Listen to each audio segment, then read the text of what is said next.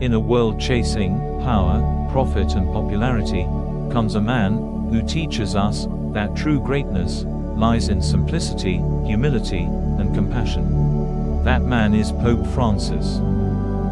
He neither adorned himself with royal robes nor resided in grand palaces. And yet, he emerged as one of the most revered spiritual leaders on earth. What made him so universally respected? Let us embark on a journey through his life, exploring his humble beginnings, his unwavering values, and his deep-rooted connection with humanity. In this exploration, we will reflect on his simplicity and draw parallels with the life of Mahatma Gandhi, who too shunned material comforts in favor of truth and service. We will also compare his core values with the timeless teachings of Gautama Buddha, both emphasizing compassion, humility, and the path of inner transformation. Pope Francis was born as Jorge Mario Bergoglio in 1936 in Buenos Aires, Argentina.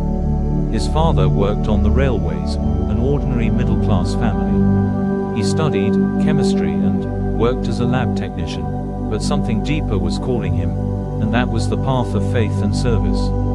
He joined the Jesuits, a Catholic order known for discipline, education, and commitment to the poor. Even as a bishop and cardinal, he traveled by public bus, cooked his own meals, and lived a life of humility. In 2013, when the world was expecting another traditional pope, the Vatican introduced someone truly different. Pope Francis. He was the first Latin American pope, the first Jesuit pope, and the first to choose the name Francis in honor of Saint Francis of Assisi, a saint who stood for peace, poverty, and nature. His very name reflected his mission, simplicity, service, and sustainability. Pope Francis broke centuries-old traditions. He refused to live in the luxurious papal palace, and instead stayed in a modest guest house. He traveled in a simple Ford car, wore an iron cross instead of gold, and carried his own bag. When asked why he rejected the traditional luxuries of the church, he said, "Jesus lived among the people, not above them. For him, leadership means to serve, not to shine." Pope Francis reminds us that greatness doesn't come from titles, wealth, or traditions. It comes from love, simplicity, and courage. He taught us, you can live a simple life, and still create an extraordinary impact. And as the Buddha once said, thousands of candles can be lit from a single candle, and its light never fades. In today's world, Pope Francis was that candle of hope. Pope Francis was not just a religious leader, he was a global voice for justice and humanity. He was known worldwide as a symbol of simplicity and compassion. He lived in a modest guest house instead of the grand papal palace. He personally paid his hotel bills and carried his own bags. He washed the feet of prisoners and refugees of all faiths, including Muslims, Hindus, and atheists, on Holy Thursdays. He drove in a simple Ford Focus instead of using a Mercedes luxury car. He once auctioned off a Harley Davidson gifted to him and gave the proceeds to the homeless. He once said, "This economy kills. Poverty in the world is a scandal."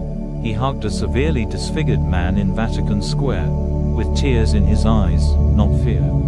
He visited war zones and refugee camps, ate with the poor, prayed with orphans, and spoke truth to power. He did not just preach compassion, he practiced it, against growing inequality and greed. His encyclical, Laudato Si', was a passionate call to protect our environment. In Fratelli Tutti, he urged for global solidarity and fraternity. He welcomed refugees, advocated for LGBTQ dignity, supported interfaith dialogue, and reminded us that compassion must come before judgment. In his words, the church, temples, or any place of worship must go out into the streets and touch the wounds of the people. There's something strikingly similar between Pope Francis and Gautama Buddha. Both rejected materialism and chose the path of service. Both believed that inner transformation leads to outer peace.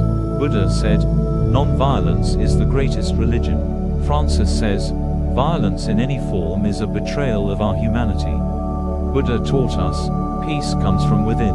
Francis echoed, peace begins in the heart and spreads through love. Neither tried to divide, both tried to unite. Neither forced religion, both lived their ethics.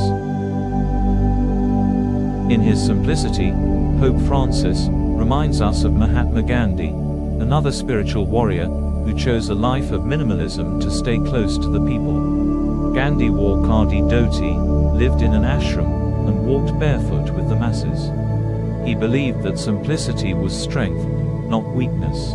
Just like Gandhi, Pope Francis sent a message: true power lies not in possessions, but in purpose. On the 26th of April 2025, the world bid farewell to one of its most compassionate souls, Pope Francis. He may have left this physical world, but his spirit of humility, service, and boundless love will continue to live on in the hearts of millions. He walked with the poor, spoke for the voiceless, stood with the suffering, and embraced humanity without barriers.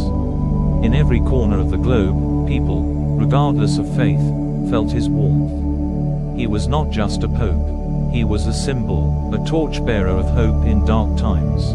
As we remember Pope Francis, we don't just mourn his passing, we celebrate his light. And we carry it forward, one act of kindness at a time. Rest in peace, Pope Francis. Your legacy will forever shine, like a candle lighting the way for a better world. This brings us to the end of the 4th video in our Buddha series. Through the life of Pope Francis, we have tried to reflect on the power of humility and compassion, values deeply rooted in the teachings of both Gautama Buddha and Mahatma Gandhi. If you found this video meaningful, please like, share, and subscribe to our channel, Deep Insight with Ajit Kumar. Your support encourages us to keep bringing thoughtful and inspiring content. Thank you for being with us. See you in the next episode.